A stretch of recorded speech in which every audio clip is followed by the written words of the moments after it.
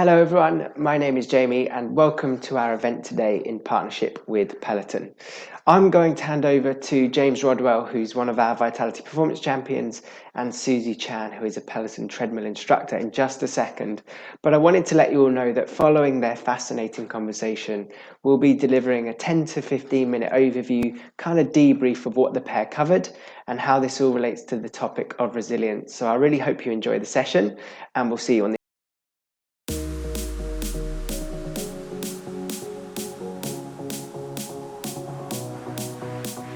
Hi, I'm James Rodwell, one of the Vitality Performance Champions and England Rugby Sevens coach. And today I'm really excited to be joined by Susie Chan, one of the Peloton tread instructors. Hi, how are you? Very good. So first of all, can you introduce yourself? Tell everyone what you're about. Hi, my name is Susie Chan and I'm a Peloton tread instructor and endurance runner. Brilliant, brilliant. And today we're going to be talking about resilience and how that can help you with success. Yeah, That's okay. all right? Yeah. Cool. So first of all, what does resilience mean to you? So, I mean, it can mean a lot of things, but for me, it can be about being better than you think you are. So I've been in a lot of situations I do a lot of endurance running, a lot of long distance running, and I've thought I've kind of been done in that race. And for me, that little tiny spark of resilience is a thing that has pushed me further and made me achieve more than I ever thought I could do. So it can be about digging deep, finding something within you that perhaps you didn't know was there, but probably the bottom line for resilience for me is about having a little bit of self-belief and confidence. Just building on resilience, and like what areas do you draw on then to sort of give you that strength to continue to remember those sort of good moments that you've had? Yeah, well, let's use the ultramarathon as an example of where I've used resilience. When I'm in quite a difficult part in a race, which can often happen when you're running quite a long way, I use some different techniques to help get me to where I want to be. So the first one is I use a lot of positive visualization. And this is without necessarily knowing it's going to happen, but I sort of imagine myself and that feeling of crossing the finish line, or sort of sharing that moment with my friends, and I've never regretted a run, and just that feeling of having done what I set out to achieve. So just bringing my thoughts back to that when I'm really, really struggling, that really helps. Another thing I do, which isn't necessarily as positive, is I think about what I'm going to be doing the next day or in a week's time, and it's like, having a bubble bath whilst drinking a beer, or like the rewards and all those sorts of things which I will be doing once this is done out of my life. So I try and distract myself. I call that the distraction tactics. And then sometimes when the going really, really gets tough, I get slightly annoyed with myself and my life choices often, And in those times, really, when I really want to dig deep, I think about people that perhaps didn't think I could do these things, or any sort of doubters. I think, right, I'm gonna show all of you what I can achieve, and that's getting less and less positive as I get more and more angry. But it's just a different sort of arsenal of techniques I use just to get myself to the finish line. And as I've grown through my running career, it went more from the sort of not believing myself to telling myself that actually what I can do and what I can achieve. And now, pretty much, when I stand on the start line of a race, I'm like, this is what's happening today, and I know I'm going to finish. Cool. Ultra marathons blow my mind. They absolutely blow my mind. Well, going to the Olympics blows my mind. So, what I want to know is, what was your mindset to think, I want to do an ultra marathon, and can you explain a bit more to people what that actually involves? Well, I'll be really honest with James. It was more inquisitiveness and ignorance than ambition. I'm not going to lie.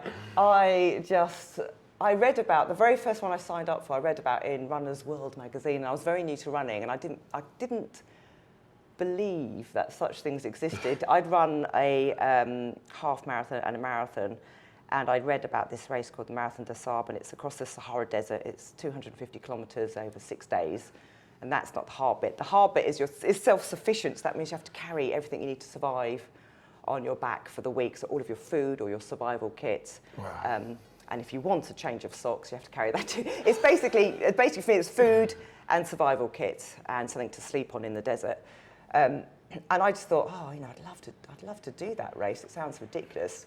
but I'd love to do it. And I didn't really know anything about it back then, which was, I don't know, 12 years ago. There wasn't much information about it on the internet.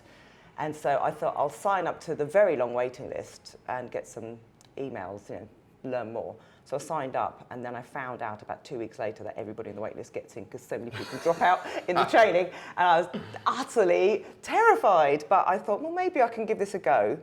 So I pretty much not stumbled into it, but each step of the way, I was like, okay, well, maybe I can do this next step. So the next step was to try my very first ultramarathon, and I ran around the Isle of Wight, which was 70 miles. I ran 73 because I went the wrong way.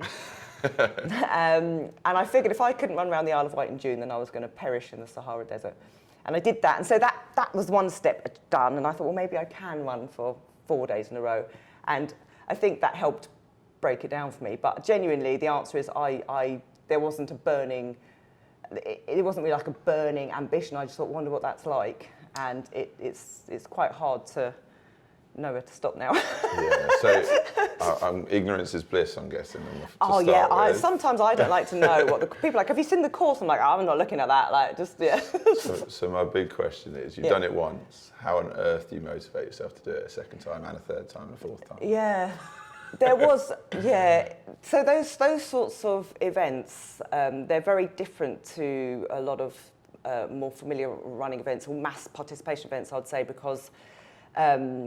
They're very black and white. A road marathon is still to stay one of the hardest things I'll do because it's all about pace and minute miles. And you finish a marathon, people are like, what time did you do? So there's a lot of already perceived benchmarks which you try and run against, and it's very, very hard. Where if you sort of delve into the world of ultra marathons, like if you just say I've run 63 miles, people don't go, oh, how fast? They're like, so it's much more about the experience. I was going to say, it's because they think you're a bit crazy more than whether you're just in time. No, people have got no yardsticks for those sorts of things. It's all about the experience. So basically, I had friends that said they wanted to do it, and one of them in particular, I promised if she did it, I'll do it with her. And then one of them I got invited back, which was great because I had done quite well the previous year. And weirdly, the one where I sort of went because they'd asked me to be there rather than having gone out of my own desire to be with my friends in this incredible experience was the one I suffered the most. It was, I had no, like the reason for me being there was because it was less personal. So that was really, really tough. And then the only reason I went back was because my best friend said she wanted to run it, and I was like, oh, for God's sake, I can't believe I'm here. And actually, it turned out to be one of the best ones. Yeah, okay, so... It's about the experience, and it's a shared experience. You can look at like a beautiful view, and it's like, if it's just you, it's, but if you're with a group of people and it's a beautiful view, it's much nicer. I can fully understand that. Like the memories created are what drives you beyond anything else, in my opinion. And if you can share that with friends, family, then that's even more powerful. Well, as a sportsman yourself, it's sort of it's very much. I don't necessarily remember the bits where I'm really, really, really like suffering in the moment. It's the afterglow. I mean, you must have had that as well. Yeah, definitely. From my side, like being in a team sport is amazing. Yes. Like you get the highs that you share together, and you get the lows that you can share together. Yeah, exactly. So not often you in that individual sort of pit of depression, which you can't get out well of despair, just yourself. Which is kind of how I imagine doing an ultramarathon, where it just feels like everything's in on you, and you're feeling under pressure just to get to the end. Yeah, it can be very much like that. And some of actually, that's a really good point. Actually, some of my lowest points. I mean, it's a roller coaster, those sorts of races, but they are when I've been by myself, and my best race experiences that I think back on are when I've been with my friends.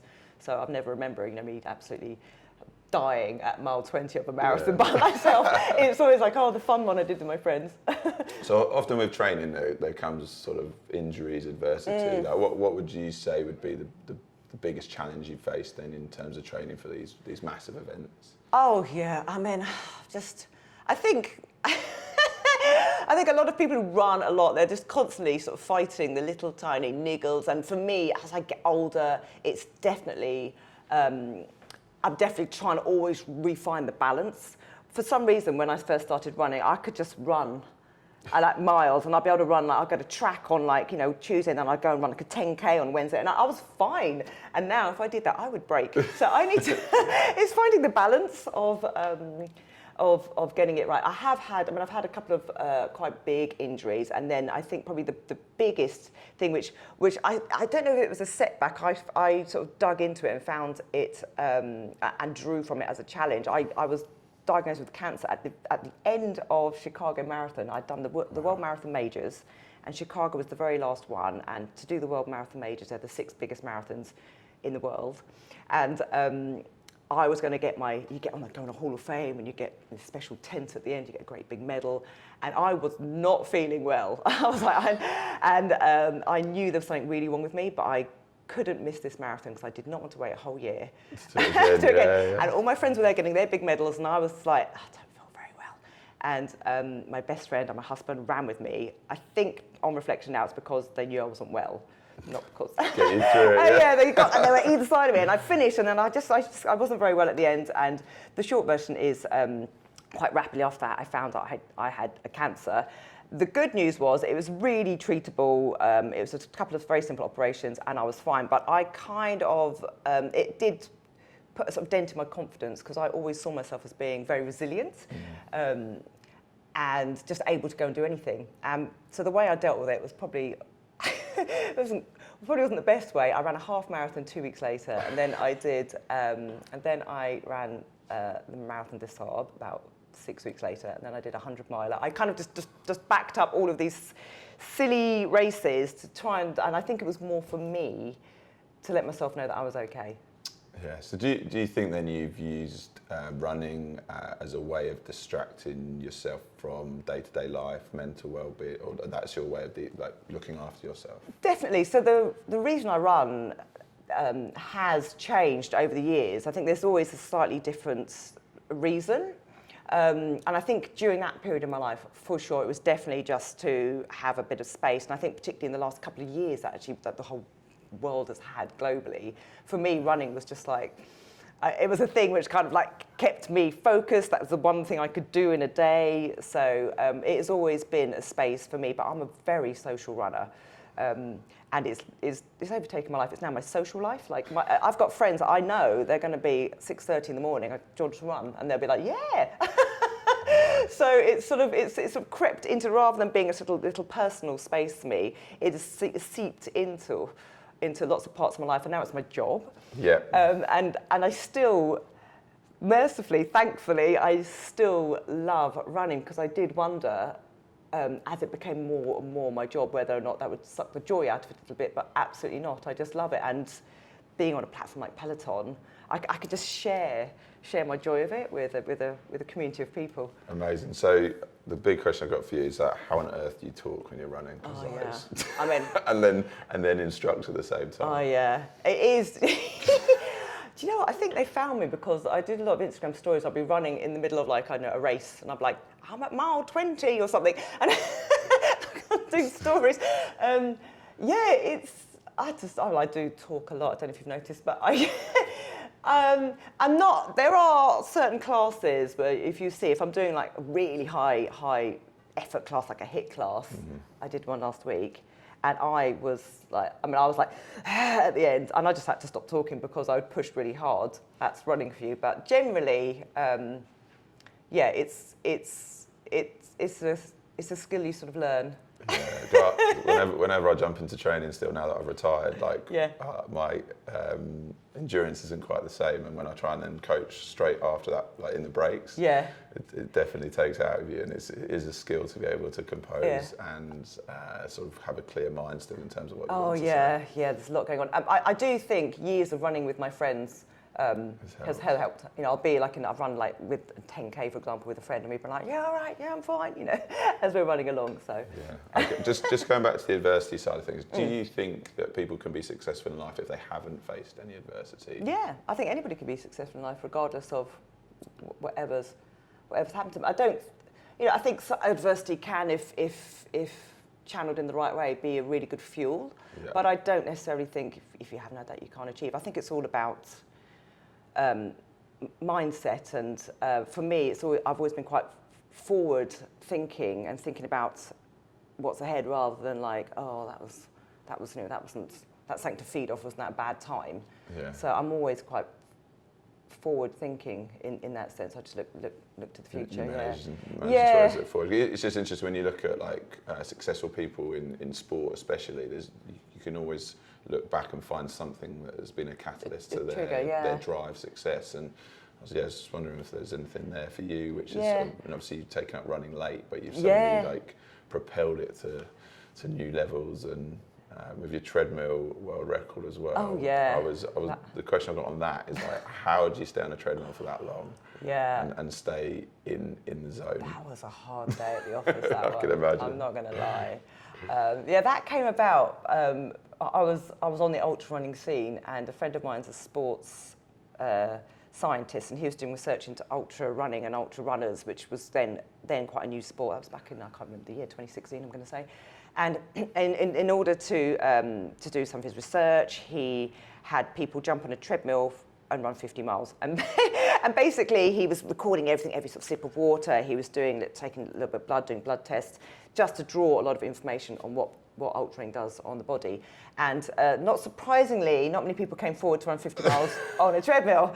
And no women came forward. And I was like, I'll do it, sure. And I just trained for an Ironman, so I was quite fit at the time.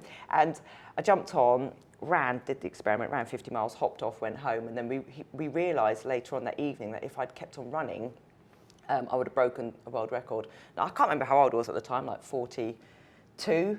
Like, when somebody tells you that you are within, like, a running world record is within your grasp, I was like, right, we need to make this happen. This is happening. Yeah. And it took a lot. They took a lot to satisfy Guinness. They have quite a lot of strict rules and criteria. We needed independent witnesses. The treadmill needs to be a certain type, and the whole thing needs to be filmed, open to the public. I wasn't allowed to touch. This was the hardest, but I wasn't allowed to touch any of that bit with my hands. Okay. Anyway, we set it up. He works in university, so we got all the students involved, and it became a big thing. And then it sort of went viral. And then what happened was, on the day, I stepped on the treadmill, and a sports person knows, you know how some days, like, you just start and you're like, not today.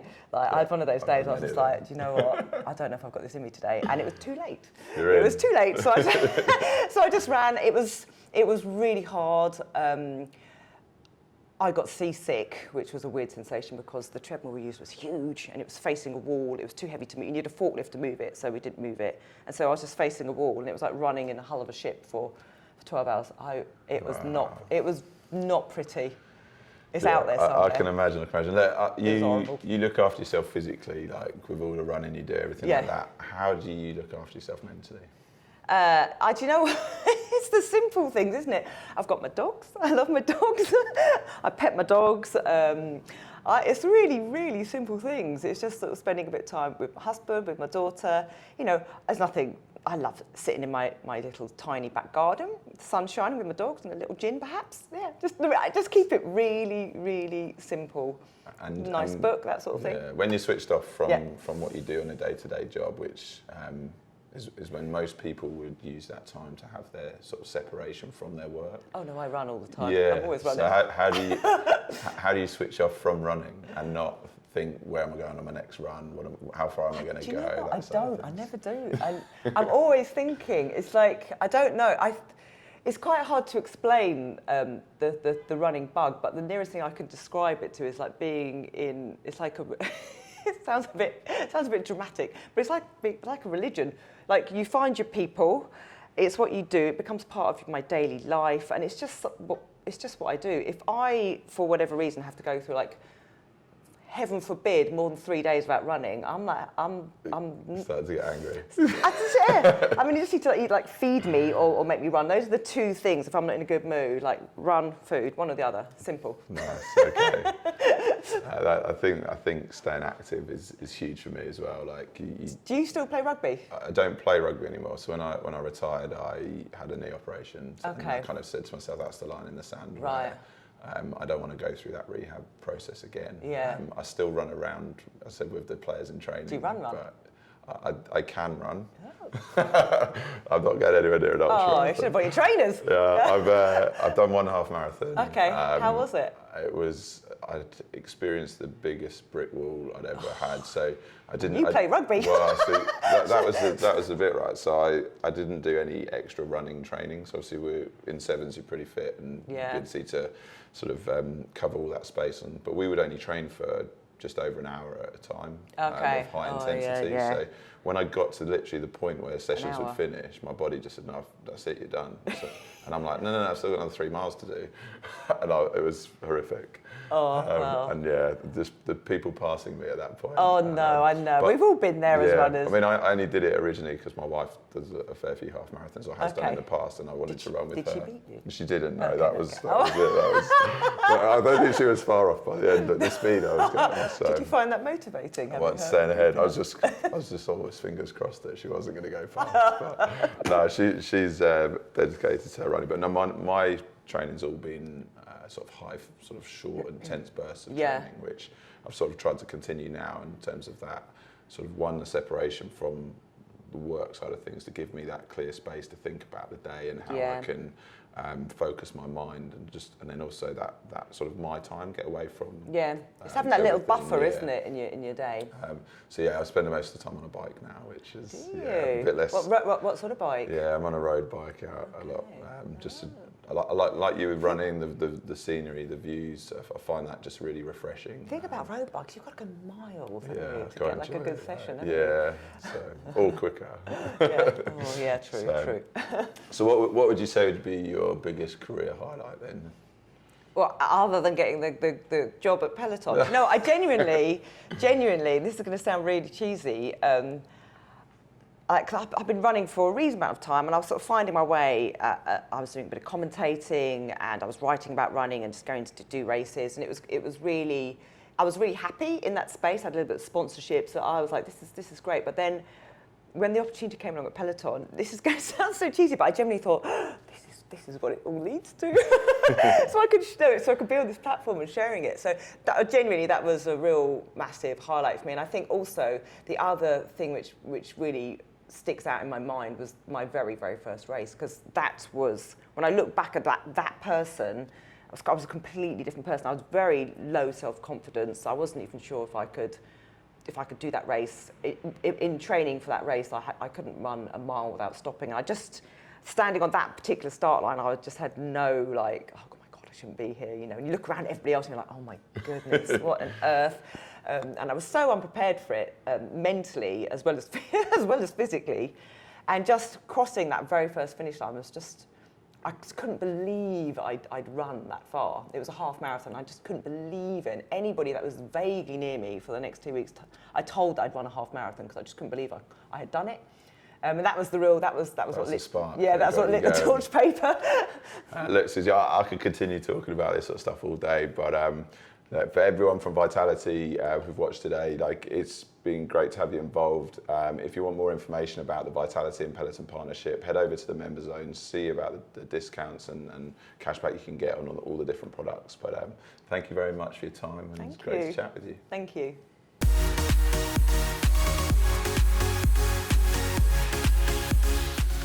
Hi everyone, it's Jamie here again.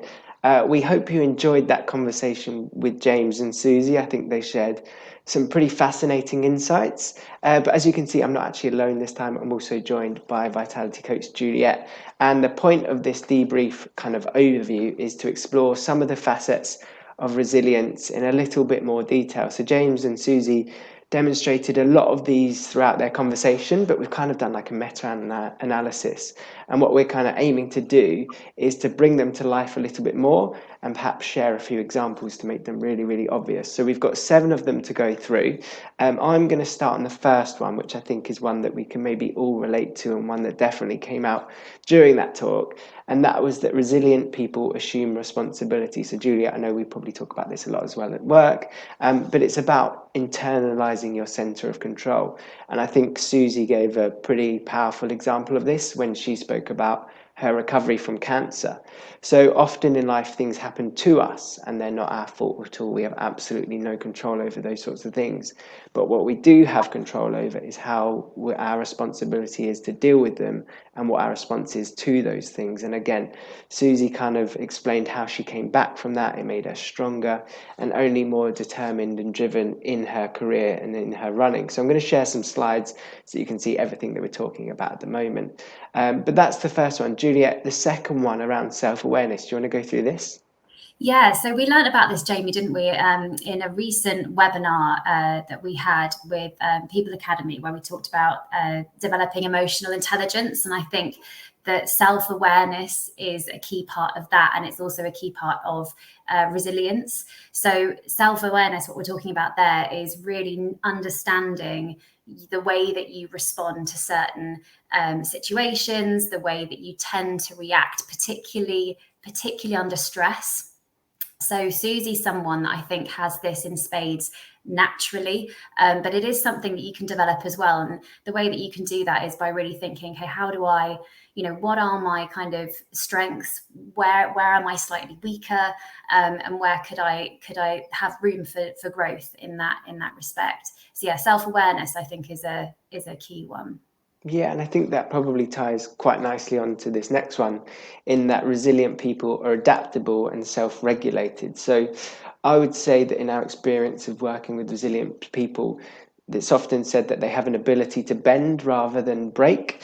And I think they generally have a high level of emotional intelligence, which is related to that self-awareness. And it often means that they can look at things with perspective. So if I try and bring in another example here, we did a talk not too long ago with the England men's cricket sports psychologist, and he spoke about when they worked with the players in their run up to the World Cup. He gave them a way of understanding what failure would look like, and then he gave them permission to go and do that. So by understanding what the response was, they were able to self-regulate and change their own approaches to things because they knew what was ahead and what was coming. So it demonstrates a really good example of kind of self-awareness. It's giving yourself permission, but it's being adaptable so that if something does happen, which inevitably isn't part of the plan, you can obviously change and bend to that rather than letting it define you. And then that kind of comes on to the fourth point, which I'll also cover, which is also an interesting one, because I think this can, I don't know what you think, Julia, but potentially be annoying if people are overly optimistic. So we've put realistic optimists. And this is something that we definitely look at a lot in the mental health and wellbeing space, in that it's maybe more so about reframing the situation that you're in to look for the good. No one likes it if people are kind of unapologetically optimistic about everything. Like, that's not real, that's not life, and that's not the way necessarily we want to encourage people to be. But I think Susie again experienced this sort of embodiment of this value when she did a 12-hour treadmill kind of research testing and found out after, if she'd just done a little bit more, she actually could have broken a world record. And for other people, that would have been like the worst news ever, because you've actually missed out on an opportunity there. But she absolutely didn't do that. She kind of did the opposite and then committed to run for 24 hours instead and smash a world record. So it's not always about looking at things as positive or negative. It's about reframing them and how you can work with them. So then, again, not letting them define you. And I think James as well spoke about that quite nicely in his role as coach, in that he's now probably harder on himself than he once was. But that's because he's optimistic about what's possible with the group of players that he's with, and he wants to be creating the best environments for them to go and achieve, because he is positive and optimistic. So he wants to make sure that everyone has the opportunity to do that. So two there that are quite closely related, but I think hopefully ones that we can all practice within our own lives as well. The next one, Juliet, is a word that you're going to definitely have to explain a bit more to me about, but resilient people are pragmatic. Yeah, so this one, actually, just to really quickly add on to what you've just said there on realistic optimism, Jamie, I think most of the people watching this, very few people are unrealistically optimistic, because actually we're hardwired to be quite negative and pessimistic because it protects ourselves from failure, from, it helps us survive, essentially. Yeah. So actually, what we probably need to work on more, like you say, is reframing what probably are quite negative thoughts that we have. So I think the way that we can start to do that is to catch those negative thoughts, write them down, try and think, like you say, of the opportunities to turn them into a positive. What what is the positive that I can take from this experience, because it helps you push forward and focus on the forward, and that's how then you're building the resilience going ahead. But yeah, onto pragmatic approach. So this really, pragmatic people are strategic about the challenges or the things that they tend to spend their time and energy on. So this means, I guess, another way of saying this would be to accept things that you can't change, and work on things that you can. And be realistic about the amount of time and energy that you put into that. And I think this kind of is a bit of a no-brainer, really, isn't it? You know, resilient people are spending their time and energy on things that they can change. Doesn't mean they're not challenging themselves. They're absolutely pushing themselves to the max in a lot of situations, like Susie, like James, but they're not wasting time and energy on things that they can't change. So that's definitely key. Yeah, I think one of the classic sayings is control the controllables. And if you're focusing on what you can do rather than what you can't, then you're probably going to find a way around in the end anyway. Yeah. The next one, Juliet, about social connection. Again, I think this is one that we should all be looking at probably a little bit more. So, you know, again, if you look around at resilient people, you know, Susie and James included, they're surrounded by a team of people, a network that support them through the challenges that they face in life. And I think a really nice example from Susie's experience was that she found her endurance events a lot harder when she wasn't running with a friend. You know, it's easier when she had a friend with her to support her through that journey, or support each other through that journey. And I think another really nice example of this, I went to a talk recently with a guy called Mark Beaumont, who, I don't know if you know, Jamie, he's the guy that holds the world record for cycling around the world within 80 days. And he spent a lot of time talking about the team around him on that journey. And I think this is the thing, we often look at successful people who are resilient and really, you know, achieve some great things, but there's always a huge team. I think he had a team of about 40 people that went on that journey with him. And there was a huge amount of planning, obviously, that went into it. But he also spent a lot of time talking about how he selected that team and the importance of the people that were on that team. And I think that's key as well. It's not just about surrounding yourself with people and having that network, but making sure that those people also display this list of characteristics, because I think, you know, when we're surrounded by negativity, that can also hold us back. Yeah, I think that's a great example. And there's so many opportunities to be better connected as well, aren't there? It seems like something that we can all do in so many different ways, like whether it's work, whether it's family, whether it's social or exercise. You've got little clusters where you can use those people to really fuel you as well. Yeah, and fuel you is a good way of saying it, because again, it's a bit like the pragmatism. It's about conserving energy, or giving yourself as much energy as you can to be more resilient. You know, if we're talking about bounce back in the face of adversity, it's exhausting, isn't it, going through challenges in life? And having people around you, a support network that can help bolster you and give you that extra energy that you need to persevere is invaluable. I think you've led us on perfectly there, Juliet, as well, because you say there, you know, it can be exhausting and you can feel defeated at times, but it's about how you overcome that and work through those things. And self-compassion is obviously a huge part of that. It isn't about having to do stuff immediately and respond and come back stronger always. You got to take your time and work your way through that process. So I don't know, do you want to start with this one, and then I can maybe add to it as well if needed? Yeah, so self-compassion, I think this is another one that I think we can make the mistake sometimes when looking at these highly successful people that we might consider to be overachievers and think they must be really tough on themselves all the time. And I think it is one that people do often need to work on, because again, naturally we do tend to be quite tough on ourselves, and we're not as kind to ourselves as we would be to other people. But once again, you know, I think a nice sort of way of thinking of it is, you know, you wouldn't expect a child going through a tough time to bounce back if you weren't kind to them.